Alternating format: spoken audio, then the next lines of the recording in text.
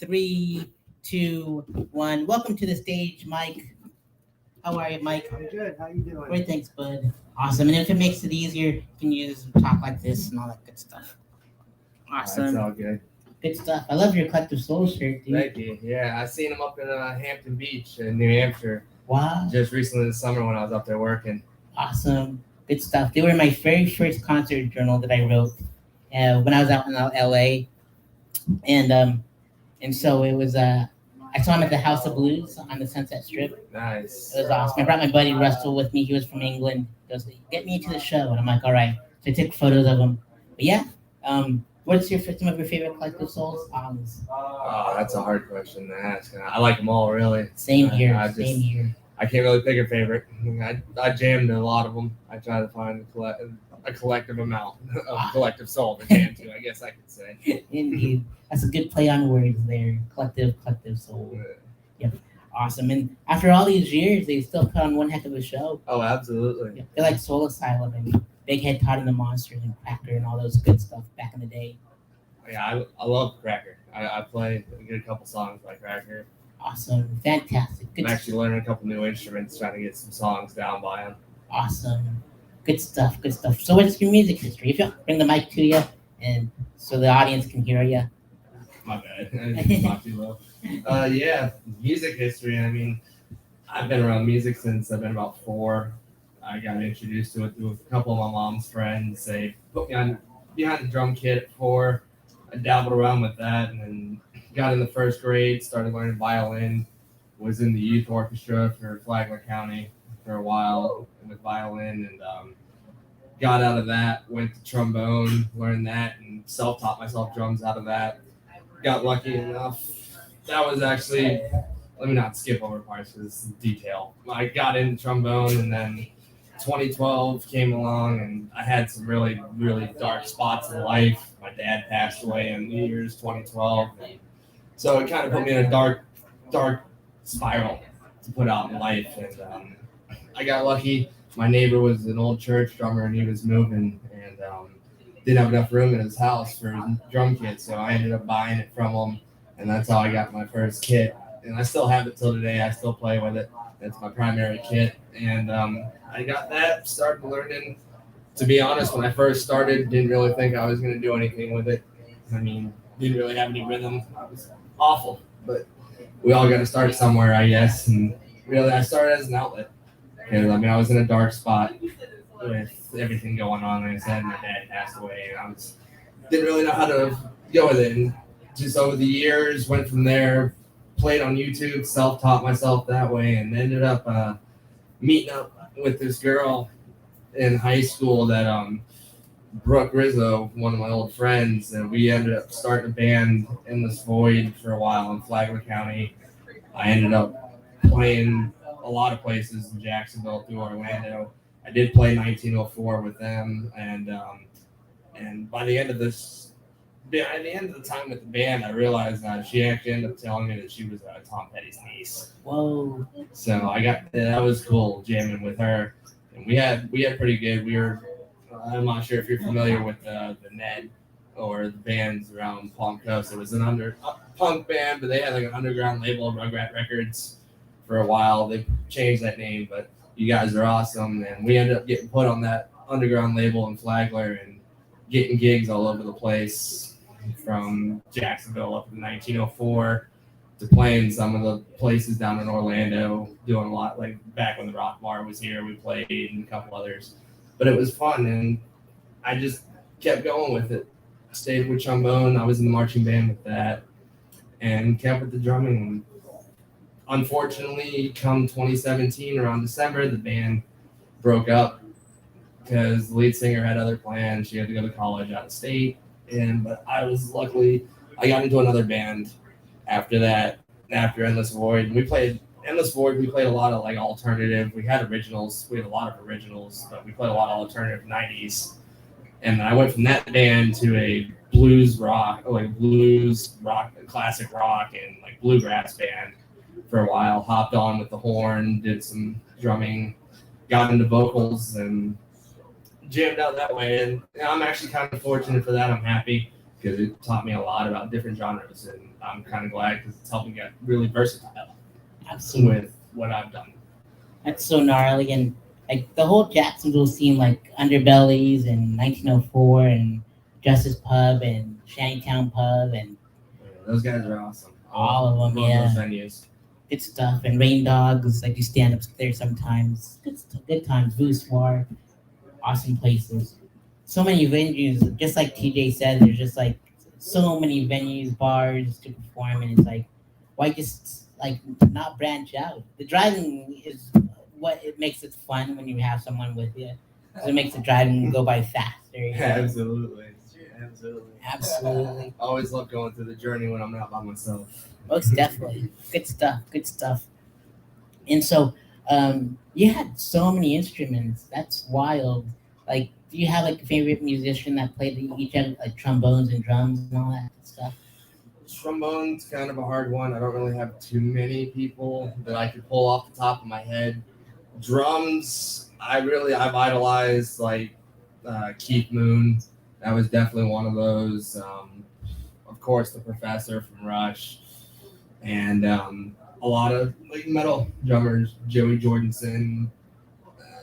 One point it was Lars, but I don't know about that.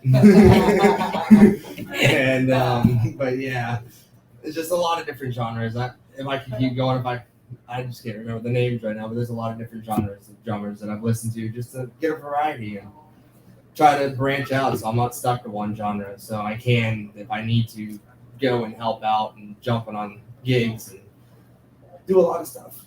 Indeed. Shout out to Slipknot, and because Corey's on the back of my laptop. Rest in peace, Joey, Joey and yeah. Paul and Paul. You guys are phenomenal. So many. It's like goodness. One of the guys, I can't remember his name, but I should. But he's also in Stone Sour.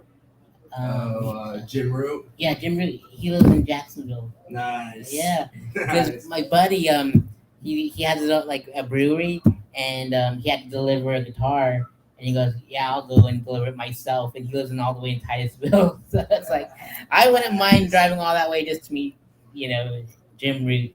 So that'd be awesome. Yeah, it was cool. Like I was saying there, Serge lives over in the hammock. I met him in Flagler Beach. He went up to the 7-Eleven there in Flagler Beach, and I ended up walking to the store one day as he was checking out. We sat there and talked for a little while. Whoa! And yeah, but he lives up in the hammock. He's actually a pretty cool dude, pretty chill dude Wow! to talk to and hang out with. That's so gnarly. I listen to a lot of his solo stuff. I love the solo stuff that he does. I need to listen to his solo stuff. I mean, I know System of a Down, and my buddies in Colorado would blast like Chop Suey and all those other songs. It's like, goodness gracious. And I used to work at a Chinese restaurant, so I already knew what Chop Suey was. Oh, man.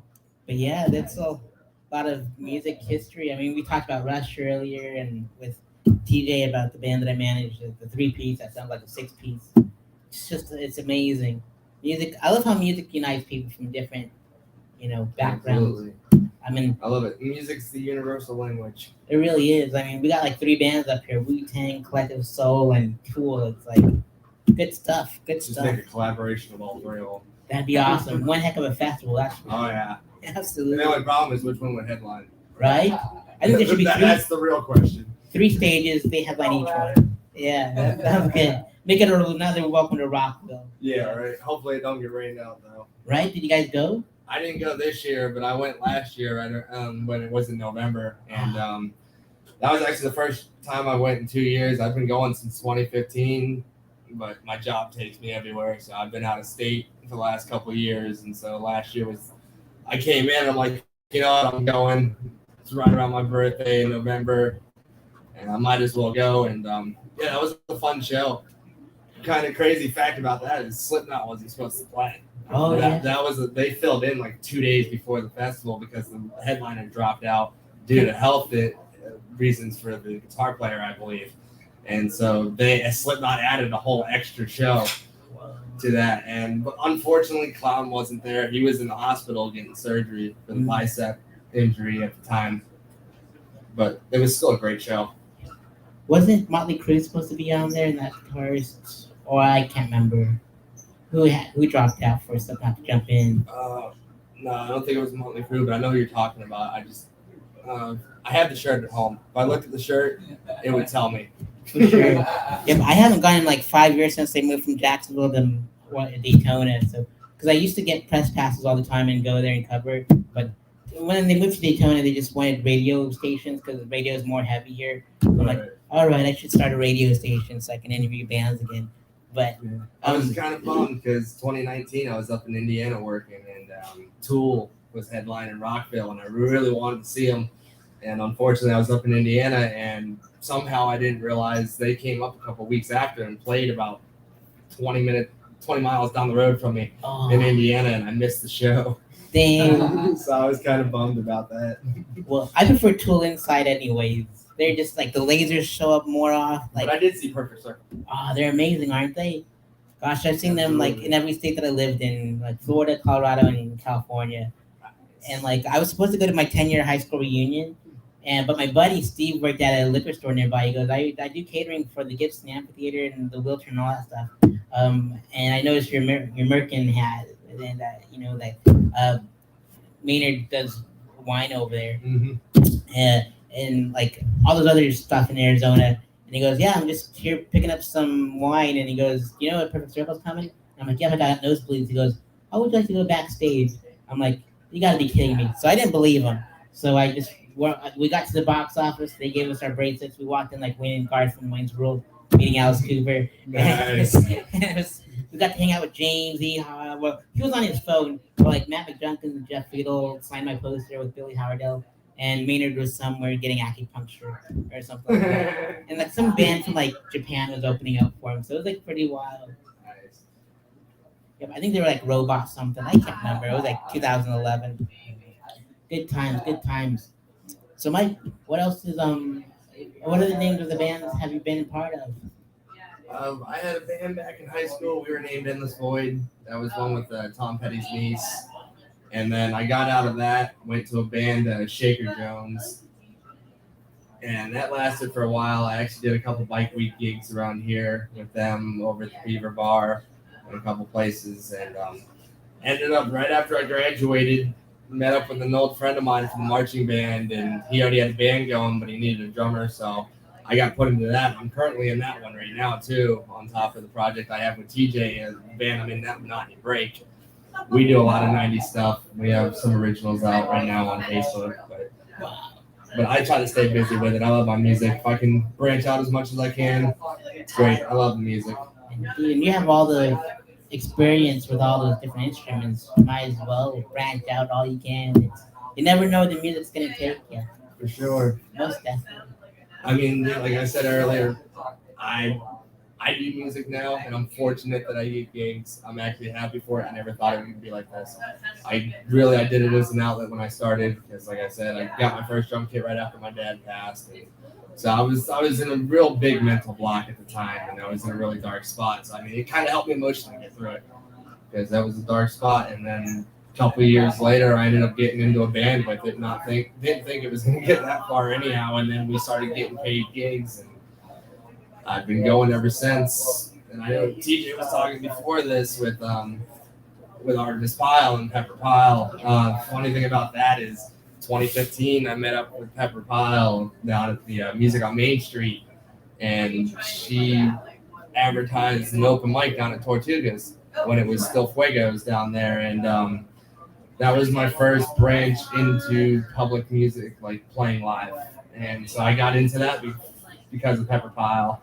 And a couple months later, went down and Artemis Pyle came down and jammed with him for a little bit. It was fun, for sure. But I mean, if it wasn't for her, I don't think I'd be doing live music. I mean, she really pushed me to get out there live, and it was fun, for sure. After that, a couple years later, did Music on Main Street 2 or 3 times. And like I said, had the band, and I was going everywhere from Jacksonville to Orlando with it. But if it wasn't for her, that push probably would never happen. Indeed, she's such a beautiful soul, and so she's just amazing. Like when I saw her drum over at Tortugas or Fuego, and that's where I met her, and like she was like the most badass, one of the badass drummers I ever met in my life. And then like when everyone like would jump in with their instruments and did their jams, and it felt like a really cool jam session. Like For sure. yeah, like That was back when I remember Justin Guernsey. He was the one hosting the open mic at the time on Wednesdays up there when it was Fuegos. And I know also, I don't mean to change subjects, but it's kind of the same thing. We were talking about Fins earlier with the open mic where me and TJ met. That was kind of cool because an old friend of mine, Jimmy Saldo, when he first started that, he was doing it for a couple weeks, and about a month into it, came up to me and offered me a spot to be the house drummer for the open mic. So I ended up being the first house drummer for his open mic up there when we first started it, and that was fun going up there jamming, getting more exposure when I was still little, still real out of the music scene at the time. So it was really good way to learn, good way to get exposure to people, and it just went from there. I mean, I'm blessed to have the success that I've had in it, and I thank everyone that's followed the steps and all the support I've had. most definitely, and we might have like in passing because like the names that you mentioned like Jimmy and Justin and and Trey getting probably. I jam with Trey all the time. I'm good friends with Trey. Yeah. The Green Tree Brothers. Yeah, the Green Tree. So you're in the band too, Green Trees, or? I'm not in the band, but I've known them for years. I've known all the boys, and I go down to the open mic they have down there on Wednesdays a lot. I actually used to live in Flagler Beach. I was on right down on 16th South for a while, so I was there every Wednesday. That was my hometown for a while. That's awesome. And he was in a band with Tony Paul Neal, and Next of Kin. Yeah. Oh, what was the name of that? I remember that band too. What was it? I can't remember the name of that. And then Trey's been in a couple different bands. Oh yeah, he's been all over the place and like. But he's a phenomenal guy. I used to see like Jesus the Fat Flagler all the time. Have you met him? He's a rapper. Oh yeah. Jesus Martinez. Oh yeah, I'm actually good friends with him. Wow. I've chilled with him a couple different times in Flagler. We went fishing a couple times. I've jammed with him at the open mics. Heck yeah, that's so cool that we have like so many mutual friends and we just met tonight. For sure, it's a small world. Yeah. Awesome, so rad. This is so neat and all those like music stores, like running into Surgeon, 7-Eleven, like you wouldn't expect that. It's like it was crazy because he was one of the most humble people, one of the most humble person that I knew that I've met. Wow. And you would expect it, but you wouldn't. You know what I mean? I mean, the way he looked, it kind of looked like he was dressed famous, but the personality dropped it down like a normal person. You wouldn't even be able to tell except for the clothing. That was it. He was cool. He was really humble. Wow, that's bonkers. I love when people like that, dressed normally and just talk like we just known each other for a long time. Yeah, it was cool. Good stuff. And yeah, back when I was at Rockville too, I actually ended up having a half-hour conversation with the lead singer from Disturbed too. Wow. I ended up meeting him. He was cool too. It's kind of crazy. He grew up in a Catholic family and made Disturbed out of that, and part of making Disturbed was out of rebellion against his family. Yeah. So it was cool. Down with the sickness for sure. So awesome. Good stuff. Yeah, like I listen to like 104.1 all the time, like like the Jim Colbert report or something, and like they always do the beginning of Down with the Sickness in the beginning that yeah, and it's so hilarious. I love like everything on 104.1, so good stuff. I figured it's the only way that I can drive with someone like long distance and not have them sing along because they don't know the lyrics. I'm just gonna put on talk radio, match those lyrics. It's good stuff. Awesome. So what's your next open mic that you're going on and shows coming up? Well, we got an open mic we're thinking about hitting tomorrow over at March Sports Bar down there in South Daytona. Go and jam at that, and then hopefully Wednesday I can make it up to Tortugas again and go jam with the boys. Then come to the nOg for stand up. For sure. Absolutely. Good stuff. I recorded I did my stand up album in South Daytona at Uncle Waldo's pool, like billiards. And like my buddy Kevin, he does stand up with me. He invites all his buddies from his work, and he had me describe all the sex positions that I see. It's the best show in the world right there. Indeed. And they're like, we just love seeing people's face reactions, like because like they know they expect it out of you, and then you just hit them with all this nasty stuff. My favorite part of the show is starting it off in a completely different direction than they think you're going to, just by the way that you walk on stage. Like that's my favorite part of doing that. Just throw them off from the beginning and keep them like attached to you, but throw them off at the same time. Scare them if you can, scar them for life, and then make sure they that's come not back. happen. They already bought the tickets. They knew what they were in for. Yeah, most definitely. That's why I love the Nog so much. It's like you can get away with everything. And like all the comics from like Jacksonville, Orlando, and like Melbourne sometimes drive all the way up here just to do 5 minutes, so that because they can get away with saying stuff that they can't say in other cities because other cities are too woke or too PC. I'm like, like Two Live Crew was born here, so we're gonna get nasty with Uncle Luke up in here. It's great. We get wild. So yeah, and we're so thankful. Like we're pro wrestling fans, and and we had Buff Bagwell from WCW, and he had his podcast here. So it was awesome. It was like the only time we charged at the door because like Buff Bagwell needed to get paid. Yeah, but he was just here for the wrestling convention at the Ocean Center. Do you recognize the name Big Boss Man? I do. Yeah. Pretty sure that was my science teacher in high school. Really? Yeah. Like Trailer was his last name, right? Pretty sure. Or Taylor. Taylor. Yeah. That's nuts. I didn't know he was a teacher. That's awesome. Yeah, he was cool. He was a pretty chill teacher.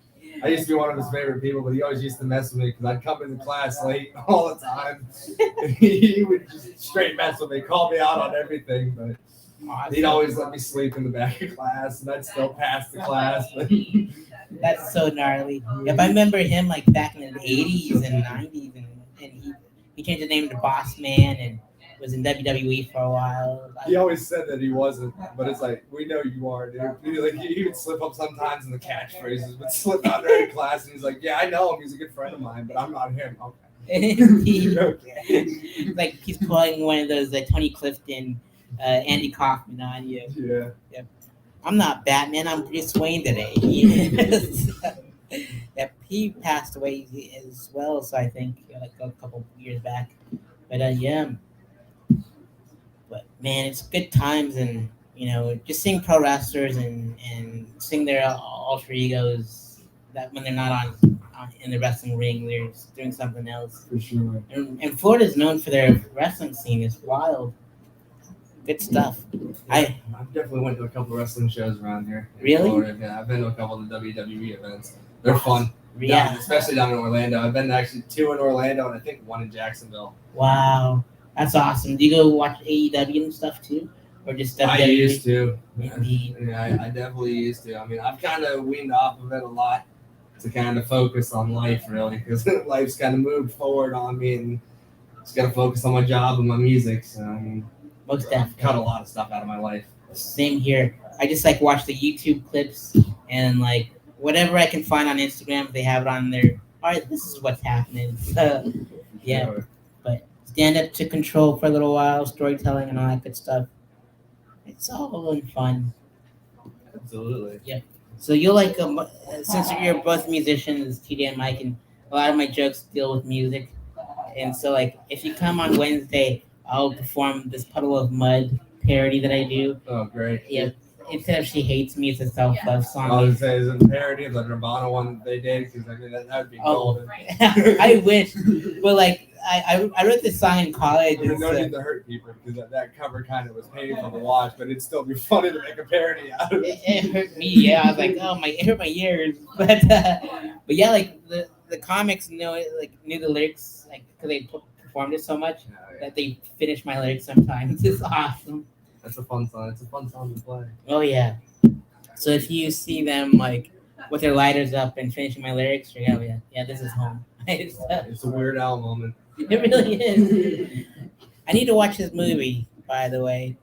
So have you seen his new movie, his biopic, somewhat with Daniel Radcliffe? No, I haven't. It's called Weird. It's on Tubi I or should something. watch that. Yeah, definitely give it a watch. I think it's free or something if you have Tubi, but Roku, whatever. But it's on one of them. Oh yeah, there's so many out there. Like good gravy. So if you so you've seen Collective Soul Live and a couple of Rock Girls. What are some of your favorite concert memories? Some of my favorite ones, and I don't mean to get kind of deep on this, but I mean, my aunt just passed away this year, and I had a lot of really good memories with her. First time seeing Slipknot, I seen it with her back in 2015 when they played in Jacksonville. That was a fun show, and honestly, gonna say one of the most recent shows, probably my favorite one, was Mudvayne. They came back after a 12-year hiatus, and they killed the stage. I mean, it was a phenomenal show. Indeed, they were my second concert ever. Chad had all the outfits from all the albums. I mean, they went back and did a lot of stuff from the LD50 album and all that. It was cool. I got to see Hell Yeah before Vinny passed. That was a good show too. Indeed. Yep. And Phil and Selma, we play Pantera to close out the mic, and so it's pretty awesome. And so we pay homage and we play Walk, and it's so this mic is like the best mic in Florida. I'm not, like comedy wise. Right. Yeah. So definitely come by and it's just rad. But if I had to say, I mean, I really don't have a favorite show. I've Oh. seen a lot of good shows and a lot of good acts. Breaking Benjamin, I've seen a couple times. They put on a phenomenal show. Same. And no, I'm trying to think. It's kind of hard for me to do. I'm a drummer. I can't help it. Indeed, most definitely. And I love like when Mudvayne was my second concert ever. Like I went to Summer Sanitarium, and we were talking about Lars early, but it was like Metallica, Linkin Park, Limp Bizkit, Deftones, Mudvayne, and all on one bill, and they performed at the Mile High Stadium where the Broncos played. Nice. That's my team. Oh, that's my team too. Yep. Hey, I was born and go Broncos. Yep, their season's horrible, so but I don't want to talk about it, but still, that's my team. that's mine too. Like we ride no matter what. So Absolutely. yeah, and if the Chiefs go all the way, then let them. One for the AFC West, For sure. Yep. I mean, I don't like him, but I mean, don't get me wrong, Mahomes. Mahomes is a great quarterback. Oh yeah, most definitely. He's just phenomenal. But without Mahomes, I don't think they'd make it very far. No way. His IQ is on point. So, yep. It turned into a sports podcast, which is all right. Awesome. I'll talk about anything you want to talk about. I'll be able to transition with it. Heck yeah, that's what I love. I seen you at the Vic Firth lanyard too. Yeah, Oh, I started out with Vic Firth, but I went to ProMark. I'm a ProMark guy. Awesome. Speaking of, give me your big rundown. I generally use the ProMark Fire Green 5As for my sticks. I do my Evans for the top heads. My snare has an Evans hydraulic head on it. The bottoms are Remos, and I play on a five-piece Yamaha Stage Custom with pasty cymbals. Wow. If you heard all that, sponsor this fine man. All that good stuff. Man, that's so rad. Yeah, I got this Vic Firth lanyard at NAMM in Anaheim. Nice. Yeah, like when I went there, I ran to like William Duvall from Alice in Chains, and like Tenacious D was signing autographs, Kerry King, and That's like definitely not what I want to see is Tenacious D. oh yeah, I saw them in concert. Yeah, Jack Black. Kick a poo. This is the one song I want to hear. And like I saw them at the Wheelchair, and I covered them as like they were in the same book as Collective Soul. Nice. And so like the flyer was a phoenix that looked like a penis. And like at the end of the show, like confetti shot out of the head, and so it looked like a sperm. It sounds like a war. Yeah, A war concert. indeed. I saw them too. Like I took photos of them, and they shot all their fluids at me, and I was like trying to protect Yeah, my camera. I was in the front row when they came to Rockville. Awesome. That was a fun show. Good stuff. I love walking down memory lane with all these. Social Distortion, that was another good show when they came to Rockville back when that was actually last November. Awesome. Offspring and Social Distortion came. I've seen Offspring once before, but I'd love to see them again. And yeah, that was a great little reminiscence going back. I do a lot of Social Distortion music. I listen to a lot of their albums. Indeed. My buddy Will Dorsey plays drums for him. Cause like Nice. yeah, like I'd love to meet the drummer of Social Distortion. That'd be fun. for sure. Oh, he played for the Offspring. Josh Freeze did too. So that's Josh Freeze blew up with that gig. And so because Josh couldn't do it, and he was in the Perfect Circle too. Josh Freeze was. So there's so many drummers in the same circle. It's like a drum circle. Yeah. Yep, and Jeff Friedel was in like uh, I saw him perform with Filter like one other time at the Roxy in LA, and like Richard Patrick saw me like sign like taking notes in my journal. Cause I'm an old school journalist, and then he grabs my journal and my pen, autographs it. He goes Richard Patrick Filter, it's the year, and then he hands it right back to me. Nice. And another guy that did that was some kid Trey from the Fireside. So it's just the one incredible journey, but awesome. So Mike, is there anything you'd like to shout out there in YouTube land or the internet or anything? And not so much on me, but I'd like to give a shout out to my homie Brooke Rizzo, an old musician that I've jammed with. You're doing great with your music. Keep it up. You have a really bright future with you, and I love the music you're putting out. Be a pleasure to come play with you whenever I can, but keep it up. You're doing great. Fantastic, awesome, Mike. So And I'll get thank all. you for all the supporters. You're welcome. Yep, and thank you for being my guest on the podcast. That's It's awesome. been fun. Heck yeah. So Mike, if you can, we'll go off camera and then just write all your social media info, and I'll send you the link to your interview and all that good stuff. And for a career retrospect. Awesome. So coming up next, we're gonna have Nikki. We're gonna shut down Mike's interview now, and then stay tuned. We're gonna go live on my YouTube channel. All right, everyone. See you later. Oh, also, I'll be performing at the Pechekicha in St. Augustine coming up. Um, you can't see it, but it's December 14th at the Elks Lodge Pavilion next to the St. Augustine Amphitheater. Doors at 6, speakers at 7. I'll be telling the story of my LA days and what became of it. It's like Almost Famous. So the movie is pretty rad. Except for one band, I followed like a bunch of them. Alrighty, ladies and gentlemen, we'll see you all soon. Take it easy.